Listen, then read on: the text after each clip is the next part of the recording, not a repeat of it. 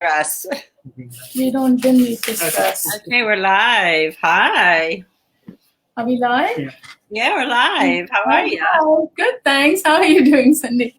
We had a little bit of computer trouble, as you could tell. Always something to add to the, to the stress, right? Or excitement, however you want to phrase it. Yeah, just a challenge, but compared to what is going on in the world, it's a blip on the radar screen. Exactly. It's not a big deal. So here we are. So how have you been doing? Been doing pretty good. How about you? Good. Hanging in. So we're going to give the viewers a few minutes to show up before I do just a little grounding exercise. So maybe we'll give them a couple of minutes. So if people are on the line, please, write in the chat box and say hello. I'd love to. Where you're from. And tell us where you're from. I'd love to hear, just your first name and where you're from would be great. I'd love to know. So, yeah, this has been like a roller coaster for everybody. I mean, everybody I've spoken to has been saying it's ups and downs, right? Yep, exactly. Yeah. I talked to my niece who's a nurse in Boston. I have a daughter who's at the grocery store in town. I've got a foreign exchange student who's a doctor in Spain. It's like crazy. And Yeah. even the average people, like my sisters, they're like, okay, 1 minute it's up, 1 minute it's down. We don't know what to do. So they're working on it. But yeah, it's a roller coaster. It really is. Yeah. Oh, hi. Some people are joining us. Yeah, Hi. Mary and Lorenzo, I see. Yeah. Hi, Lorenza. Welcome. Good to see you guys.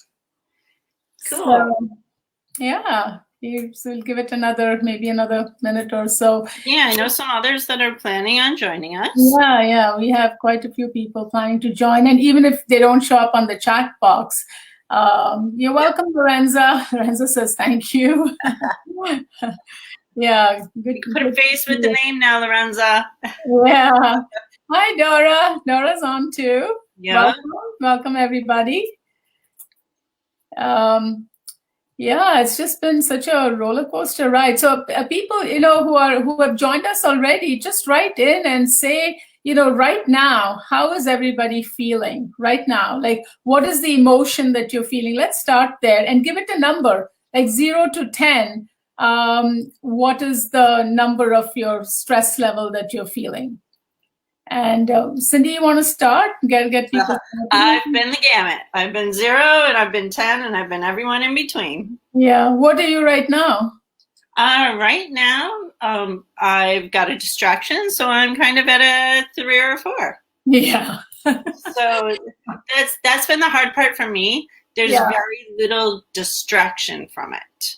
Yeah. I'm not a self-motivator, so I just sit on the uncertainty.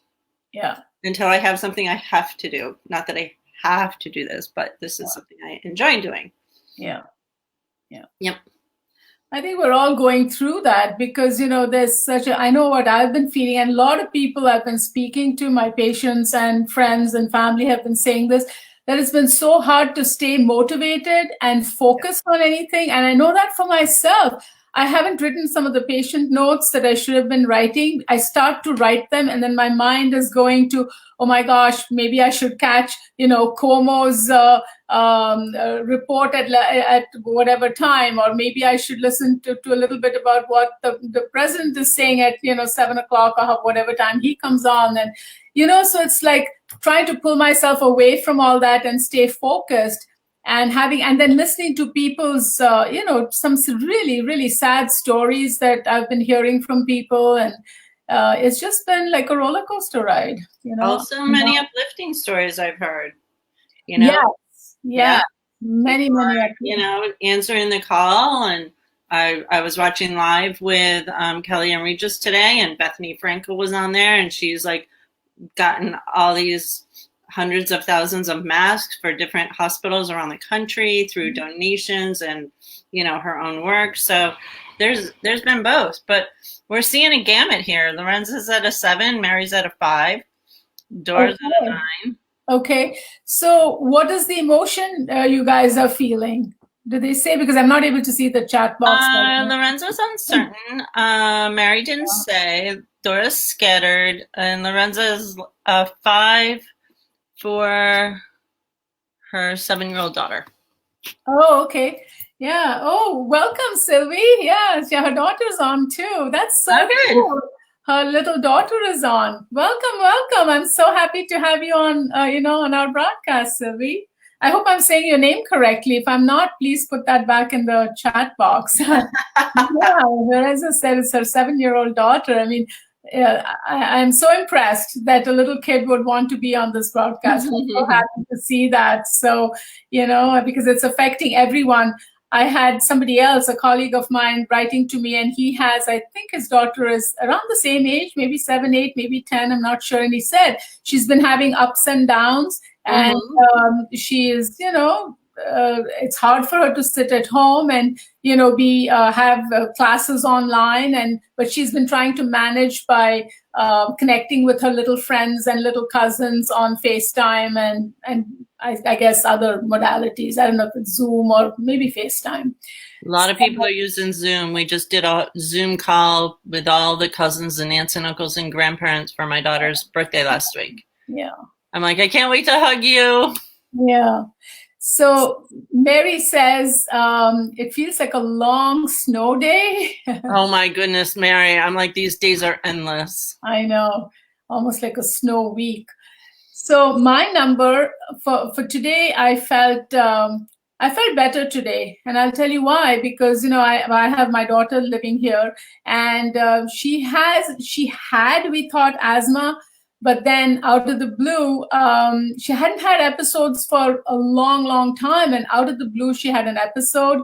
And we were very, very scared because we didn't know what it was. She said she had tightness in her chest and she couldn't really breathe. And so we were frightened out of our minds. So if you had asked me for a number yesterday, or say the day before, it would have been a 10 plus. But I have good news to report. She's fine. It was just an asthma attack. She talked to her doctor and, she's on her inhalers, and it just hit out of the blue. So we don't know why or what, but it did. But everything's good. So, so that's a real blessing. And I'm very, very grateful for that. It's great that she's able to work remotely from your house. Yes. And, she lives in New York. So that was another fear. I mean, it's almost going to be 14 days in a couple of days that we brought her back home. But when she had this episode, your mind goes to dark places. But no, it's nothing of the kind. She's absolutely fine. And today was a good day. So you guys caught me on a good day. Yay. So I'm not, anxious like I was a couple of days ago. So I guess everybody, we're all vulnerable and we all have our ups and downs.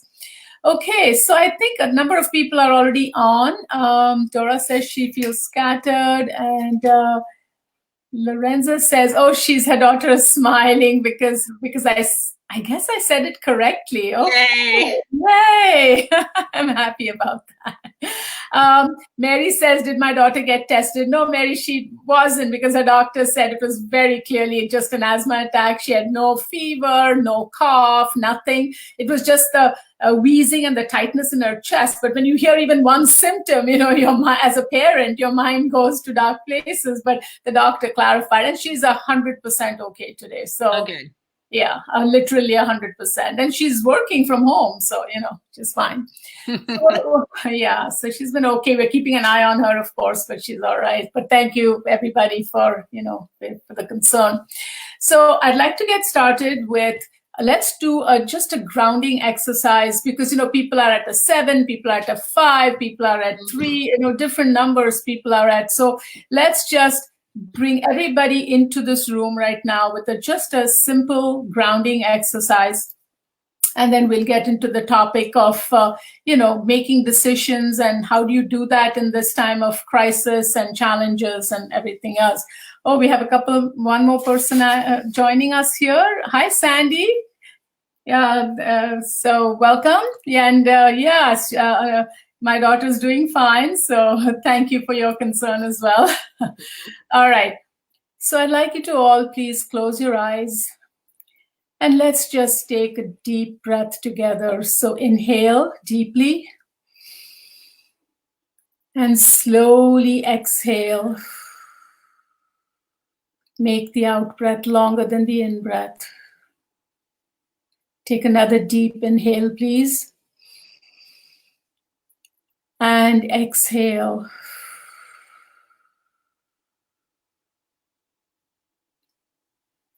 One more time. Deeply inhale. And exhale. And now just visualize a cord that's running down your spine, starting up from the top of your head and connecting you to your higher power or God or the universe, whoever that you believe in.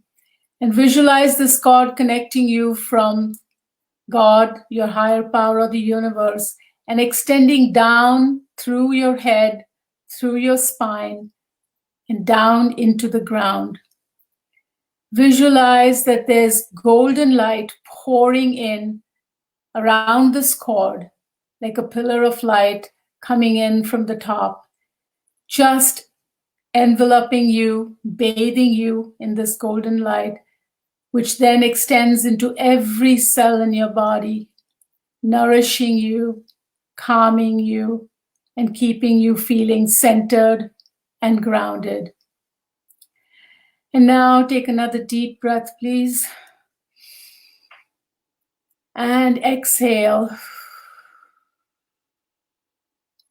And as you exhale, visualize yourself holding hands like a virtual group with every person on this group today that are on this call and all the people that are going to be listening to this recording later. So just hold hands, extend your hands like you can see. Just hold out your hands and extend it virtually to everyone, people around you, people virtually on this call, people who are going to be on the recording later on. And just send out lots of love and good wishes to everybody to keep everyone safe in this time of crisis. And as you take another deep breath, please. And as you exhale, visualize that our group is growing even beyond the viewership and sending out the light and the energy and sending out the good wishes for safety and wellness to your neighbors, to your township, to people in your community, people in your city, people in our country, people in the world.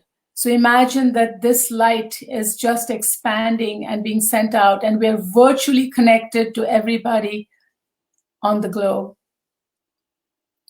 And now just take another deep breath, please. And just send all that positive energy back to yourself, within yourself, and feel that energy coming back to you from everybody else in this group, in your community, and even from people around the world, just coming right back. So it's full circle. And just breathe that in and feel that protective shield around all of us to protect us from this virus, to protect our families, to protect everybody we know, and keep us safe. And now I'm just going to count 3 to 1. And that will bring us back to this room feeling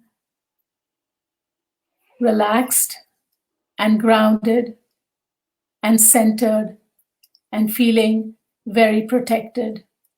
3, 2, and 1. We're back here together, just feeling really that support, feeling supported, feeling that everybody is holding space for us, just as we're holding space for everybody else. And so I thank you all for joining me in this grounding, centering exercise.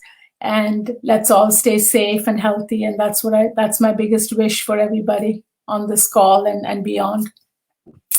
Okay, so let's just get talking about today's topic. And I don't want to make it just about that topic, but I thought, I just wanted sort of a landing place to have everyone think about, and that is what are the decisions that we are faced to make in these, in this awful time right now. There are so many, many decisions that we have to make on a daily basis. And we may not in the past have even thought about it. We would have made very unconscious decisions and lived with the consequences, but right now the consequences are so huge. And one of the things I was thinking about today, which really is breaking my heart, is tomorrow's April 1st, and there are so many people out there who could potentially be losing their homes because or their apartments because they don't have the money to pay rent because they've just lost their jobs. So there's a lot of sadness and sorrow around that. And people have to make decisions like, where do you go? Where do do you ask a friend to go stay with them? Do you borrow money from your family? Do you ask somebody else to help you out? Do you sell some of your stuff to come up with the money to, help your family? So there are so many decisions, and sometimes, and there are hundreds more decisions, and I want to talk about all those decisions. And sometimes when we are so stressed out, our mind goes blank. If you remember when I did the first talk here, right, Cindy, you remember we talked about fight or flight and freeze. Freeze is the third response that we have to a crisis or to a stressful situation, which is just to go numb. Like, you just blank out and you can't think of a single solution to anything because your mind is going. And one of the things that causes us the most stress is uncertainty. So the number one reason for anxiety and overwhelm, like people say, oh, I'm so overwhelmed and I'm so anxious. The number one reason for that is uncertainty. And when your brain experiences uncertainty, it goes into this mode of trying to fill in the blanks with what if thinking. Right? What if this happens? What if that happens? And in that state of, and our mind comes up with, it conjures up all these examples. And the thing is, usually when our mind does that, it goes to the past, like, oh, this is how I reacted when this situation happened, or this is how people react in this situation. So there's always like a Rolodeck, if you can picture that, of experiences that the brain has to go back to and sort through and say, okay, this is what maybe is going to happen again this time. But right now, none of us have ever faced a pandemic. So it's like your brain is completely at a loss to make any decisions or anything because we don't even know what's going on. We don't know, how this thing is going to work out and how it's not. So we have to find a place to counteract that feeling of uncertainty. So please write in your chat box, are you relating to that? Like, how many of you are feeling that anxiety that's coming from uncertainty? Please write in the chat box. Cindy, are you feeling that uncertainty? Oh yeah, 100%. Like I said, I've got one that's an essential worker. I never know when she's going to come down with it. Yeah. And we've made a plan and what will happen, Yeah. So there's a lot of uncertainty. I just want to do a shout out to Sylvie. She gave us a heart earlier. Oh, did she? Oh, yeah. Good at it, but is that how you do it?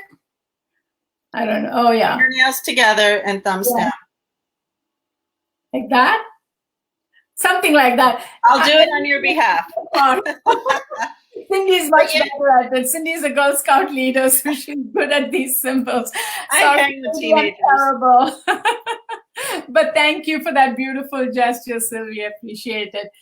So I want to share some brain science with everyone to just help you to understand what really goes on in our brain. So there are 3 different networks in our brain. There are more than that. There are 5 networks, but today I'm going to talk about 3. So the 3 networks are your thinking brain, which is your prefrontal cortex in the front of your head. And then there's the emotional brain, which is really called the imagination network. So we have the thinking network. They've got some other fancy names, which you don't need to know about, like the default mode network and the central, network, etc. But you have the thinking network, you have the imagination network, and you have something called the salience network. Okay. Now, why is this important and why am I giving you jargon? It's not jargon. I want you to understand because I'm going to lead you through a really wonderful exercise. I've taught you a little bit of it last time, just the breathing part, but I'm going to give you 3 more 30-second strategies, and I'm going to lead you through it because let me tell you why first, and then we'll get into it at the end of this, towards the end of the session. So please stay till the end, okay?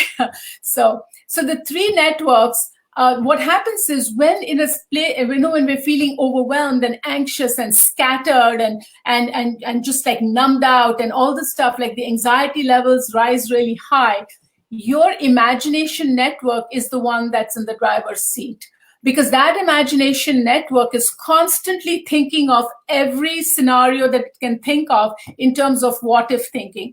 What if this happens? What if I get coronavirus? What if this happens to my child? What happens? Like yesterday, my imagination network, when my daughter had that, the asthma attack, was on high gear. I mean, it was like completely driving me crazy with all the scenarios that were getting played out in my mind, like what was I going to do, and was it safe to take her to the ER, and what if I needed to do that, and what if, and I had to calm myself down, and which is what I'm going to really teach you today, and center myself, ground myself, so that we could stay calm for her sake and for our own sakes, my husband and I, and then make the decision to say, okay, let's get the inhaler, let's get a rescue inhaler, let's do this, let's do that, let me give her steam, so that just to clear up her lungs, which I did. And then let's wait in the morning and we'll call the doctor, blah, blah, blah, and we did all that. So the imagination network goes into high gear. Then there's a third network, and this is the cool part of it, called the salience network. The salience network has to do with our intuition and our awareness. And the job of that network, which is the salience network, is to really balance the thinking network and the imagination network. Because, we need both, right? Sometimes you want to be focused and you want to concentrate and you want to come up with a plan. You can't stay in your imagination network and come up with a good plan, because that one's taking you down 10 rabbit holes. That's not going to be very helpful, right? So you need the thinking brain to say, okay, what do we do now? How do I solve this problem? Or let me stay focused on this. Let me, just clear my head and all that. So the part of you that does the balancing between those two is the salience network, and that's your intuition. And folks, this is not woo-woo. Some of you might be thinking, oh, intuition, that's some woo-woo stuff. It is based on cutting-edge neuroscience that I'm talking to you about, because I am being trained by one of the leading neuroscientists who's written many, many books, Dr. Mark Waldman, and I'm being trained by him as a neuro coach. So this is all his information, not something I just made up. So it's all based on evidence-based studies, etc. And he talks about it as the brain network theory, and this is really cutting edge. And he says the salience network that we have in the brain is the part that you can access your intuition. And your intuition can guide you to come up with, what are the innermost values that we have. And I'm going to go take you through that exercise so that part of you will help you to find answers to some things that you need to stay centered. So even though there's uncertainty in the world, we can create some sense of self-certainty. Does that make sense to everyone? Give me, write something in the chat box to say that you understand that we want some sense of self-certainty, to know, what do I need to do in this situation? How can I keep myself and my family centered and grounded and have some certainty about what are my values, what are my thoughts, what are my opinions, what do I need to do for me? And that will take us a long ways, rather than feeling this chaos that we're all going through.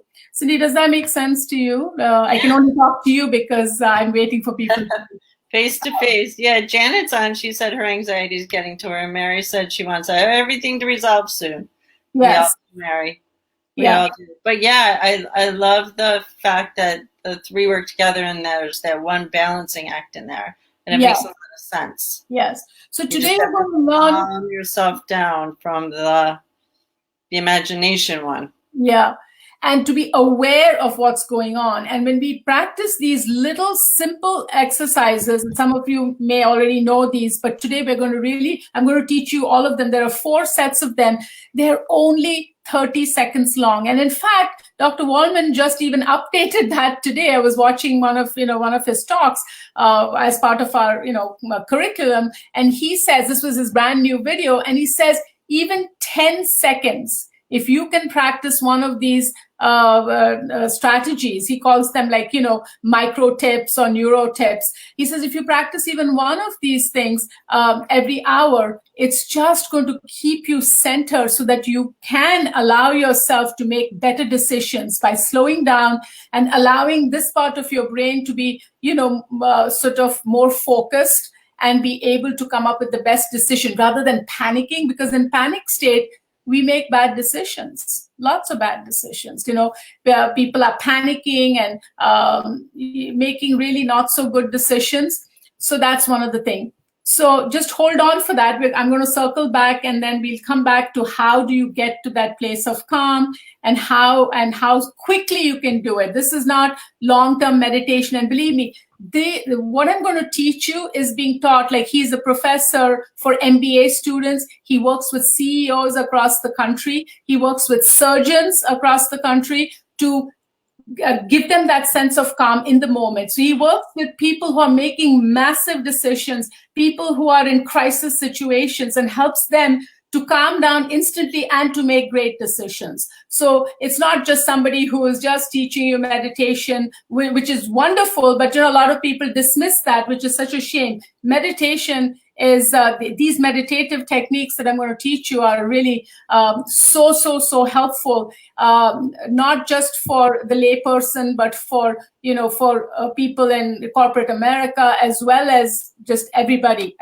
out there. It's just really fantastic, and they're short little exercises. So we do have Dora on, who had a question. She's like, how does certainty relate to control? Oh, what a great question. What a great question. Anybody else want to take a stab at that? I think that's a great question. I'm hands off on this one. You're not going to try and attempt that one, are Nope. you? Okay. So that's a great question, Dora. And I'm going to try my best to answer that. So self-certainty relates to control because it calms you down. What is control? Like, what does that make us feel? Control is really a way that we want control to quell our anxiety, right? When we feel we're in control, when there's certainty in the world and there's predictability. Another word for control is to have predictability. Then you can say, oh, I can control this, so I know 2 + 2 makes 4, in our world. That allows us to then calm down and feel grounded, right? So self-certainty is when you know that you can create that, I call it an oasis of calm within yourself. So even though everything else is in chaos around you and you cannot control anything outside of yourself, if you can turn inwards and create that, I call it oasis of calm. It could be this little focus point right in your heart area or in your gut area where you can sort of say, okay, I'm going to calm myself down because that's the best control that I can have over me. So that's the self-certainty. And I can predict how I'm going to handle my feelings. So that idea of predictability, Dora, comes from that as well. So you can control then your own thoughts. You can control your feelings. You can use techniques like I taught you. I have been teaching you guys about changing the channel, etc. So you can have control over not allowing negative thoughts to take over you. You can control your body's reaction to these thoughts. Because, when we feel panic, what do we feel? When we, Cindy, you want to add to that? Like when we feel panicked or when we feel anxiety, what are some of the physical feelings that we feel? I mean, I've told people in the past that I've had anxiety-based migraines and stomach aches and those sorts of things, even straight across shoulder tension. Mm-hmm. So mine very much manifest physically. Yes. So we can have, so that anxiety. So then self-certainty is when you can use that oasis of calm to address that and have some control at least over your own body, right? And over your own mind in that moment. So I don't know, Dora, does that answer your question? Just write in the chat box. And that is what we can do. What we cannot do is predict what the virus is going to do. We don't know that. But there's so many other things we can do. Like I've already mentioned, what are the repercussions of keeping calm? That is that your immune system will stay stronger, hopefully, right? Because the more that we get anxious and allow ourselves to get caught up in this wave of anxiety and uncertainty, your adrenal glands are producing cortisol and adrenaline, like I've said many times, and that sort of weakens the immune system too. Your immune system tends to slow down or even shut down, and that's not very helpful. So we can do something about those things by staying, calming down and using these techniques to keep ourselves calm so that we reduce the output of cortisol and adrenaline. Yeah, we got some great things. We got some new people on. Janet's on, Summer's on, Carol's on, Heavenly's on. Yeah, Carol said it was helpful. Yeah. Yep. Janet, welcome. And yep. Yeah. Carol said if you're sure of your situation, you don't have to worry about being in control because the situation itself is controllable. That's good insight. Yes. Yep. Absolutely. Thank you, Carol, for that, and welcome. And Heavenly Have, is it? Welcome. Yeah. And she agrees with us too. She agrees with me. Thank you. Welcome.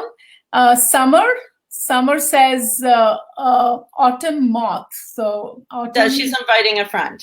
Oh, okay. Yeah, but she says for self-preservation and survival instincts. Yes, absolutely. Janet did have a question. It said, with this being a horrific event, how do we continue to go forward when all of us could be impacted by this, and how do we learn to trust again that it's fine to be close with people again? Okay, so yeah, that's a really good question, and I wish I had an answer to that part in terms of being with people, because who knows? I don't think the experts know that either, like when is the right time for us to be able to not have to practice social distancing. But what I want to say about that, Janet, to you is just because we cannot be with people physically, we absolutely must not allow ourselves to stop that. We need to stop us. We need to use creativity to stay connected and look at it as the silver lining in this cloud is to connect with people. I gave you guys an example last week of how we celebrated my mother-in-law's birthday, and it was just fantastic. Like, she has 7 kids, and we all got on with the grandchildren and everybody else. And actually, I told you we were going to do it last Wednesday, and we did it on Thursday, and it was a hoot. We were on for an hour and a half on Zoom, and the whole family, like all the children, grandchildren from all over the country and Canada as well, came together. We cooked her the favorite meal that she used to cook for us that reminded us of her. Each family brought that meal to the virtual birthday party, and we had, just an awesome time. So connecting via FaceTime, connecting with groups, calling people who are, maybe you have elderly relatives, maybe you have friends you haven't spoken to in a long time. Connect with them. So, Janet, so the answer to that is I wish I could give you a better answer to say, maybe in 4 months we'll be fine with people. I don't know the answer to that. I don't think anybody does, because the virus is going to dictate that. And we're all in this together. We don't know what the answer is. But that shouldn't stop us. We shouldn't be put on waiting hold, we shouldn't be put on hold about it. I think it's important to say we're going to stay connected and really step up the efforts to maybe have a coffee hour with your friends on Zoom or on, I don't know if I told you guys, there's another app on the iPhone called Google Duo, D-U-O. Oh, yeah, you did tell us about that. I think I told you about that last week. So I'm just repeating it because there's some new people on. And there's also Zoom that you can use. I use Zoom a lot. So these are video conferencing kinds of apps and stuff that you can use to connect with people. So I hope that was helpful. Janet's doing a Zoom happy hour this Friday.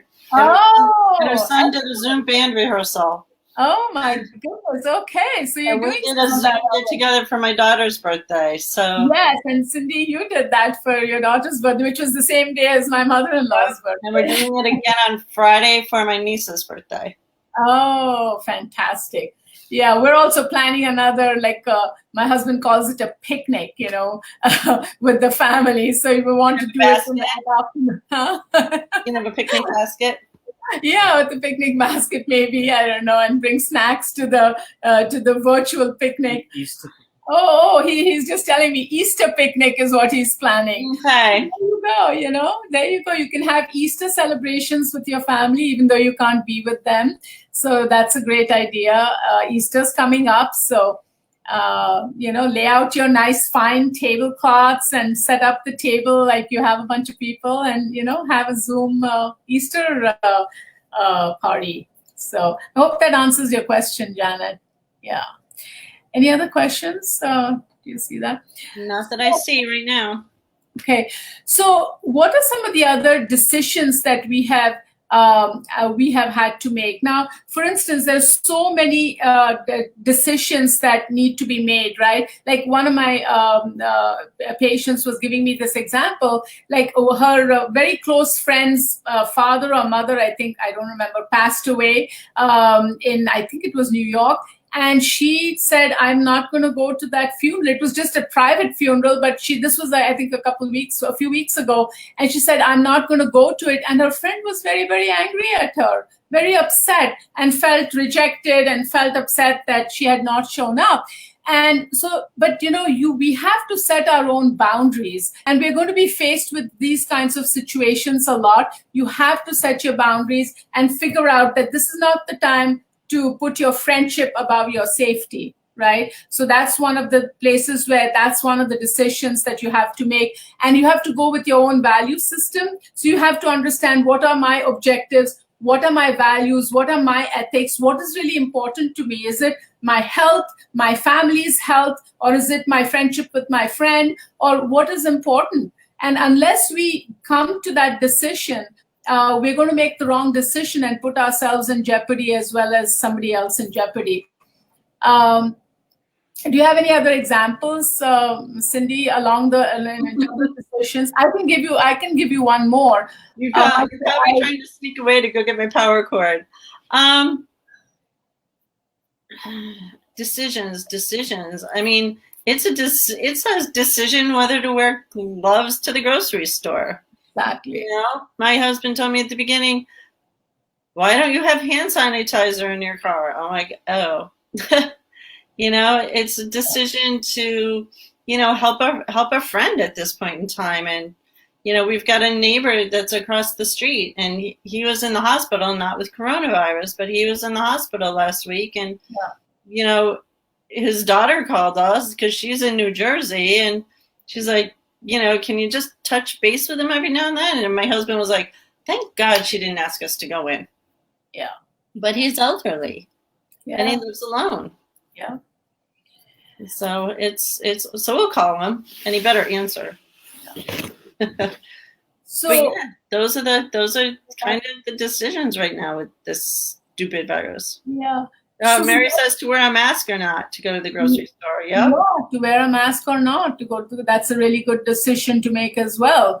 And Heavenly's says self-awareness is the key. We have to be very self-aware.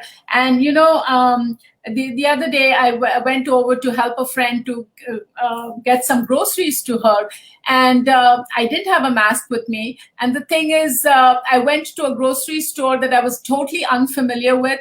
And it took me like 3 times as long to buy all the stuff that, she wanted. And I really wanted to help her out. And she wanted me to go, to the store that was close to her house.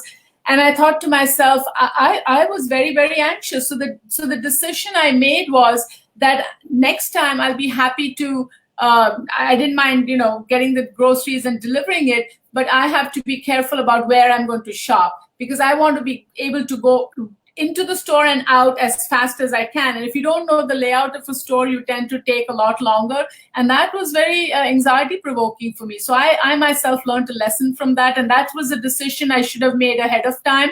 But I allowed my need to help take over my sense of self-preservation, especially because my husband is a heart patient and my daughter has asthma. So God forbid if I bring coronavirus into my home, I'm not just jeopardizing myself, I'm jeopardizing my loved ones. And so that was a wake-up call for me that I need to stop and think. And this is my suggestion to all of you, that sometimes, in the past it would have been a no-brainer, right? I mean, somebody asks you to help them out, you say, oh, sure, even if it takes you a little bit longer, what's the big deal?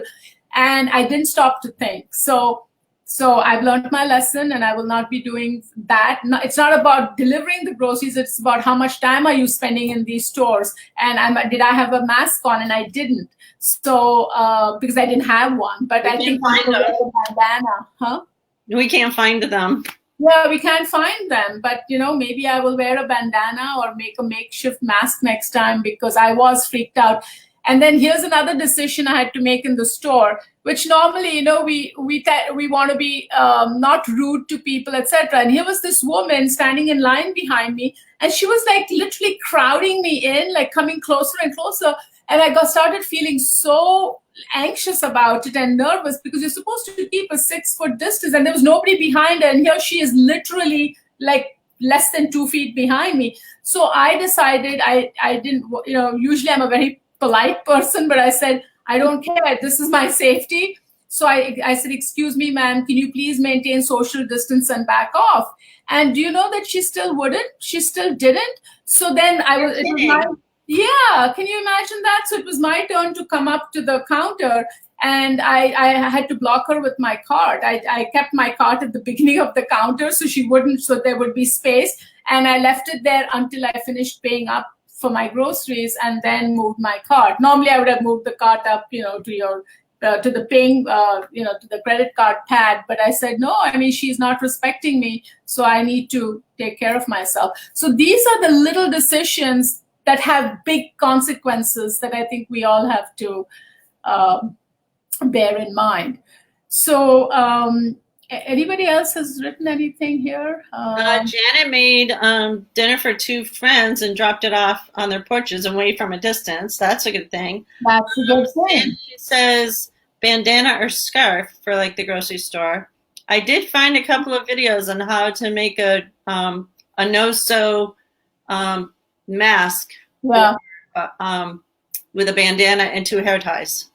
Oh, okay. So I can even post that in the chats afterwards. Yeah, I think that would be great. And Sandy says bandana or scarf. Yeah. Good idea, Sandy. Yes, my bandana or scarf should work, actually. Oh, Jenny cut a pair of leggings at the bottom and used a makeshift mask that way. That's okay. That's inventive. Yeah, very inventive. Okay, everybody, let's do this, the exercises that I was going to teach you. So these are all from a neuroscience protocol that we have, and these are micro ones. So I'm going to teach you 4 different micro exercises.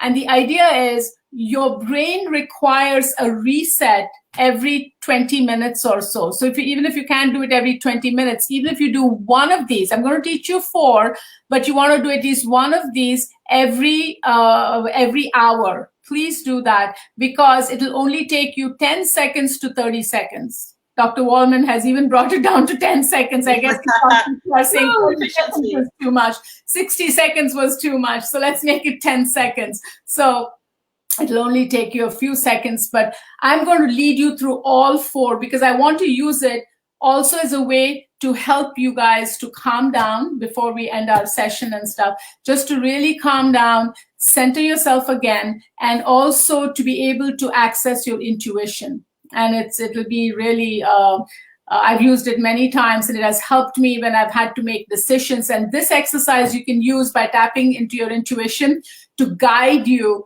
to know what you need in this, in this time of crisis right now. Okay, so I'm just going to wait for Cindy to come back with her power cord. But when you tap into your intuition, you can ask yourself to give you. You can ask your your intuition to give you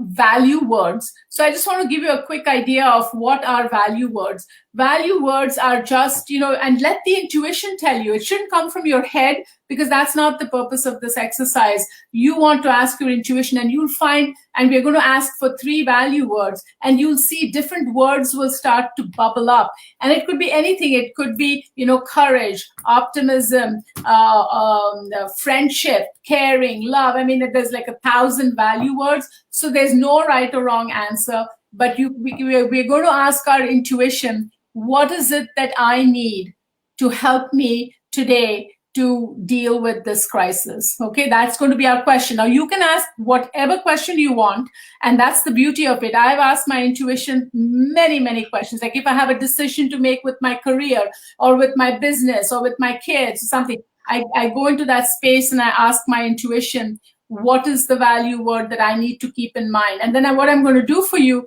is anchor that, that value word for yourself, so that during the day, I want you to just visualize that word and say it out to yourself, whatever the word might be. Say it's compassion. You want to say to yourself, I choose to focus on compassion during the day. And that'll give you some ideas of how to handle whatever situation. So today, our question is simply going to be, what do I need to handle this situation? So that's where we're going to go with all of this, okay? So I'd like you to we're going to start with breathing. I've taught that in the first class, but I'm going to go over it again. You're simply going to breathe in through your nose, like you're smelling roses, and you're slowly going to breathe out. And always remember, the exhalation needs to be longer than the inhalation, because that gives time for the message to be sent to your brain to reset it, because your salience network requires that. So once you do that, it sends a message to your brain to stop the fight or flight and to calm your system down and to stop the the output of cortisol and adrenaline, etc. So in order for that, you have to make, like, the out breath is really very important, because when you do that, you're going to feel it. You're going to feel really, really, really relaxed. So make sure that you breathe in, say, to a count of 4, and you breathe out to a count of 6 or 8.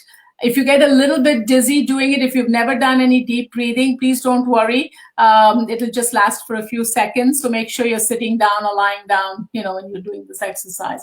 So let's just get started, please. So just close your eyes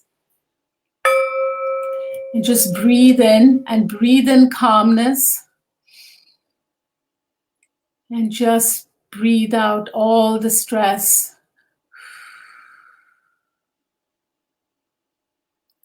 Breathe in calmness. Breathe out stress.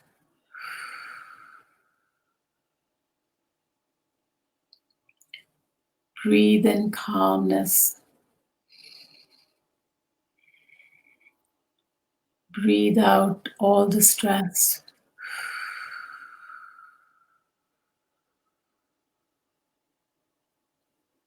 Breathe in calmness. Breathe out stress.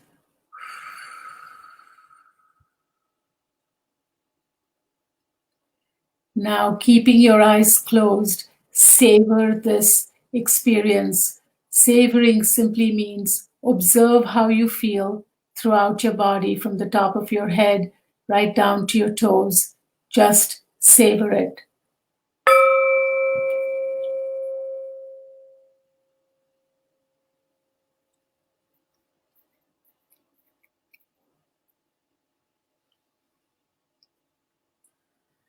We're going to move on to the second exercise, and that is yawning. So I'd like you to we're going to do 3 yawns. So the first yawn might be a fake yawn, because you're just going to get yourself started. Yawning is one of the most critical and most important exercises among the 4 that I'm teaching you. Yawning and stretching are the 2 most important. I even have a video of a baby that's yawning in its mother's womb. So that's the way your salience network is able to calm the system down. So it's really amazing how it resets your brain. So let's just yawn, please. You're going to take 3 to 4 yawns. The first one may be fake.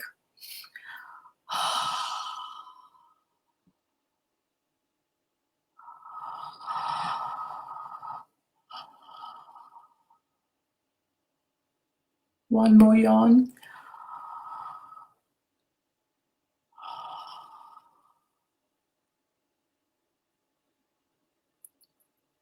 One more.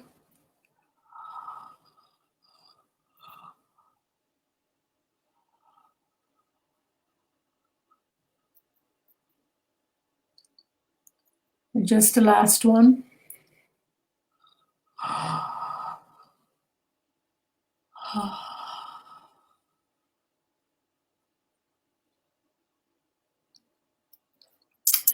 And I'd like to savor this, please. I'd like you to savor this experience.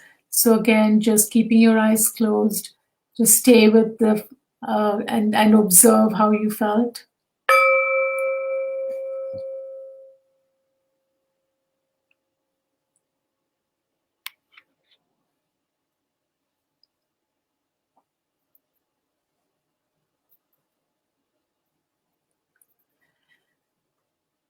The next exercise is super slow stretching. So I want you to pretend that you are either a snail or a sloth, and we're going to do a head roll very, very slowly. And the idea is that you are going to experience every fiber in your neck as you turn, and you might feel pain in certain fibers. So I want you to notice and be very mindful about the stretch. And if anything hurts, breathe through it. Just start breathing through it, or you could even yawn through it. And you will, it's amazing how the pain will go away. So try even yawning through through the stretch, and that will really help you as well. So let's get started here. And you can keep your eyes closed, and we're going to take 60 seconds. I'm just saying 60 to give you an idea, but you could do it for 30 seconds. That's fine, but we're going to do for 60 seconds. So let's just start. And be extremely mindful.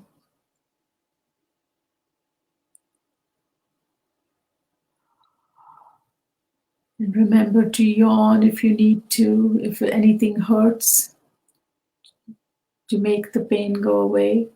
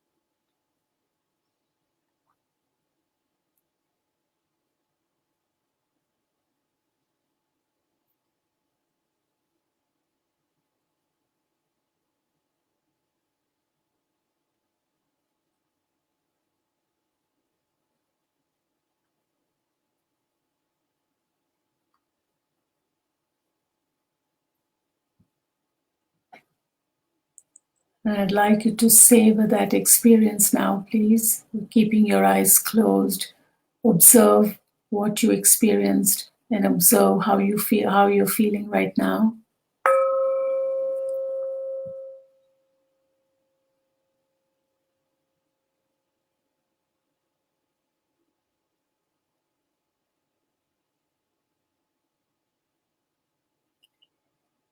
Savoring is very, very important for this exercise, to just allow yourself to immerse yourself in this relaxation. And now we get to the last type of exercise, again for 30 seconds to a minute. So this one is simply self-soothing. So you can soothe, you can take your fingertips and just stroke your face very, very softly. And you can choose. I'm going to give you 3 different places you can self-soothe, and you can pick which one you like. So one is your face, and just stroke your neck.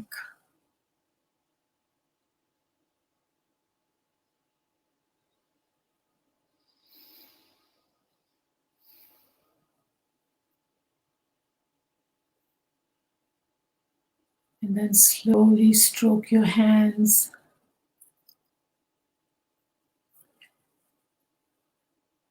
And feel the pleasurable sensation. And you could just rub the center of your palms if you wish.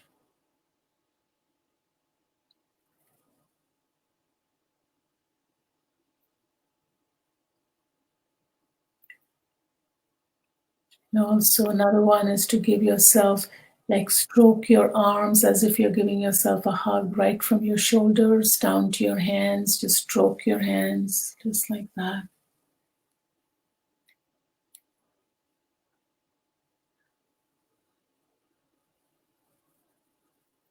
You could do it one at a time.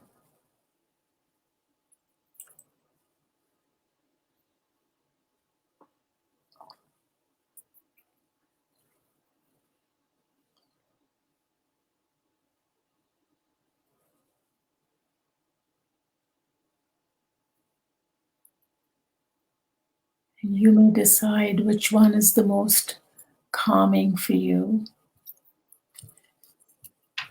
Now, keeping your eyes closed, savor the experience.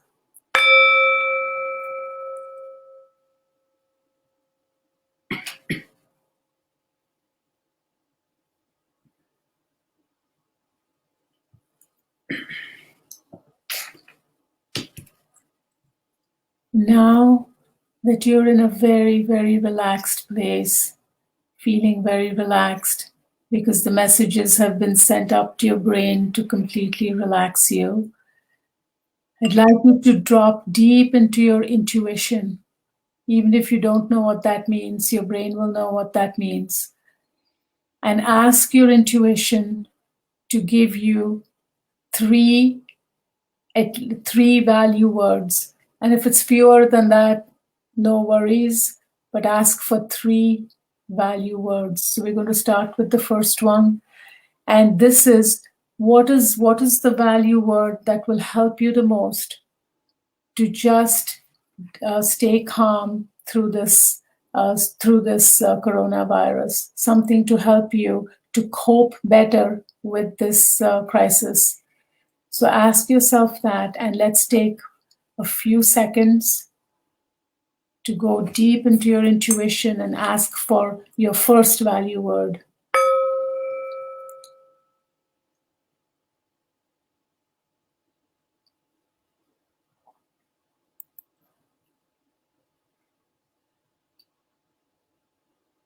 And as soon as the word comes up, please write that down or at least memorize it.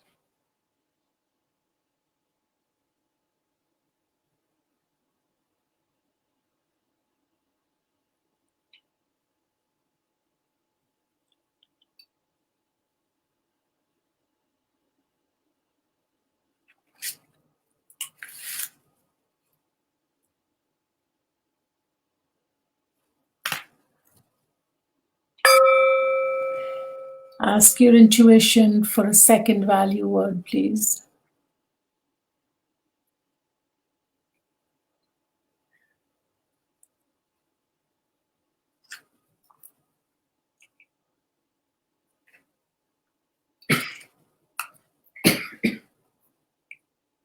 And write that down or remember it.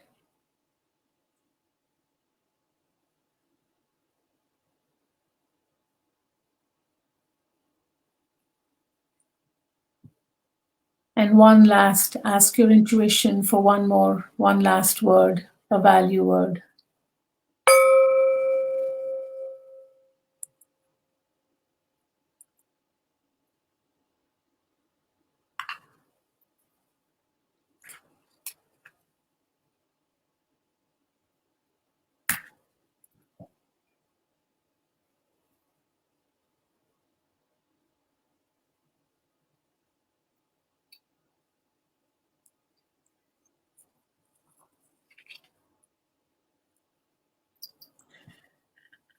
Now just take a couple of deep breaths, please, and we're going to end this, but I want some feedback to see what answers came up for you, and I will share my own with you as well.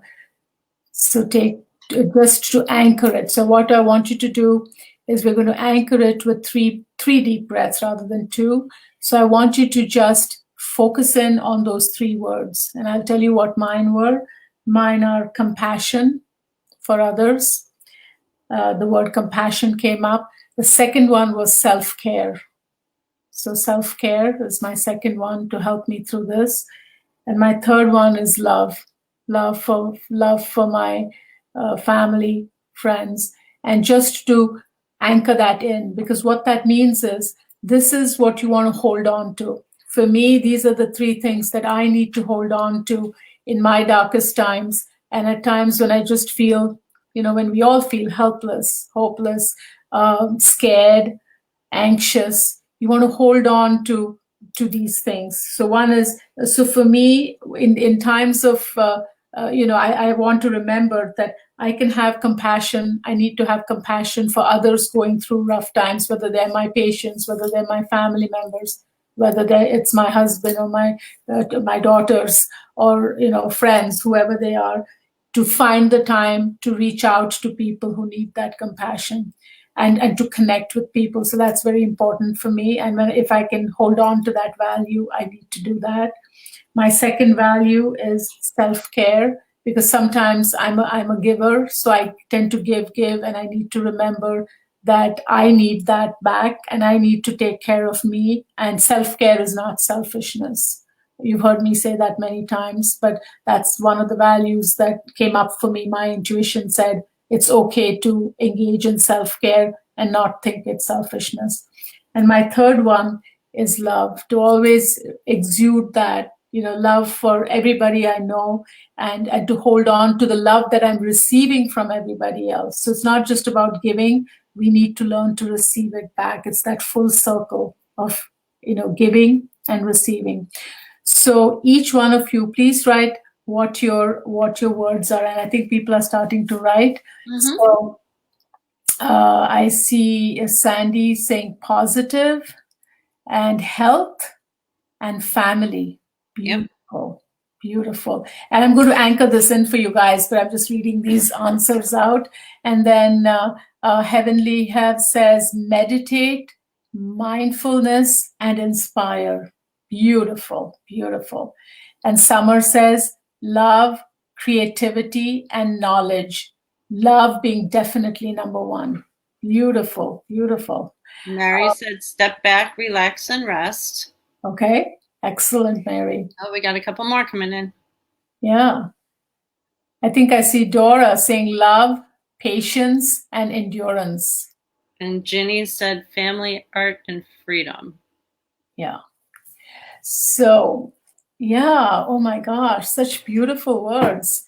And everyone did it amazing. I mean, it seemed to really connect with everybody. Yeah. And it wrote, love of family and friends, strength and compassion. Yeah. Beautiful. Wow.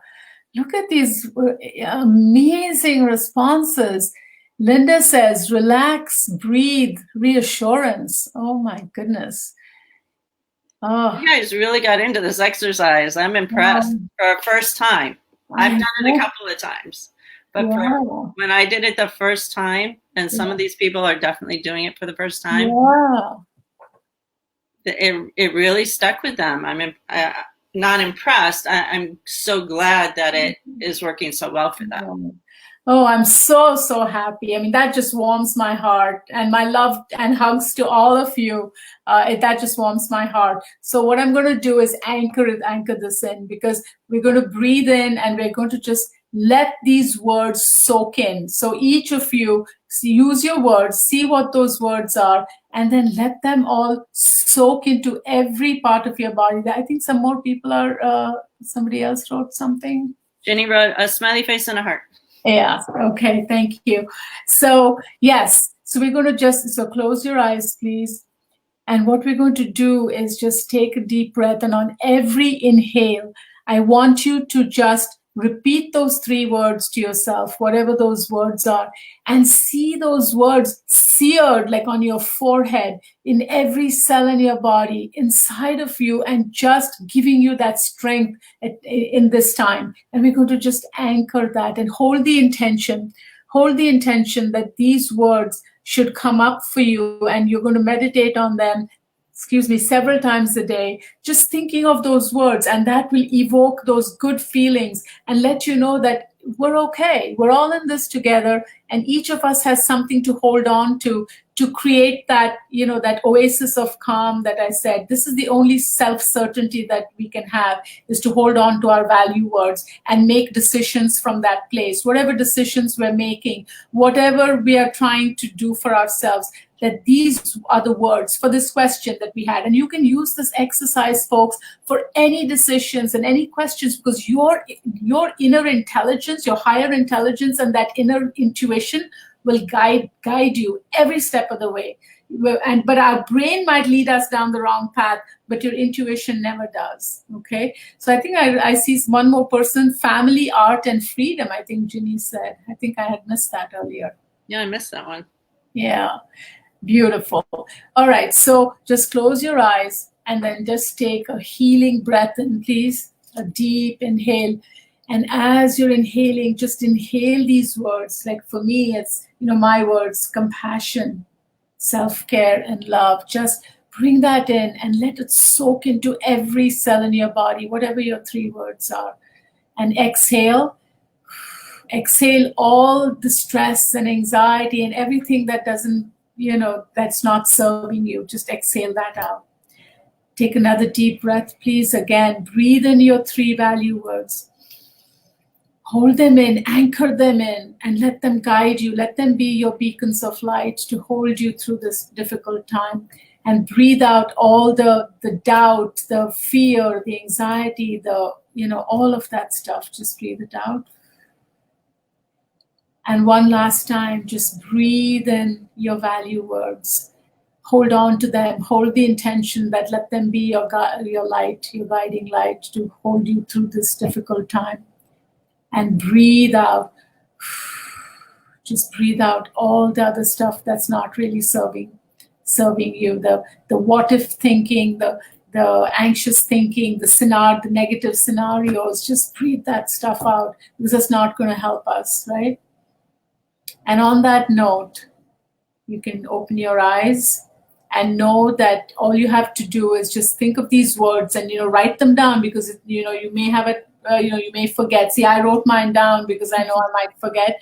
There's written in the chat box now. Yeah, now you have it in the chat box, which is fantastic. So please hold on to your, your value words. And I want to wish you all the very, very best. Stay safe, stay healthy. My love and hugs to every one of you on this call, and everybody else who's going to listen to it later on. Please spread, let's connect with each other and hold each other up, and hold each other in a light of safety and wellness for you and your families and everybody else, all your loved ones. That's my wish for everybody. And I'll see you all online on this call next week, same time at 8 o'clock. Take care, everybody. Thank you. Bye, everyone. Be safe and well. Be safe and well. Bye-bye. Bye.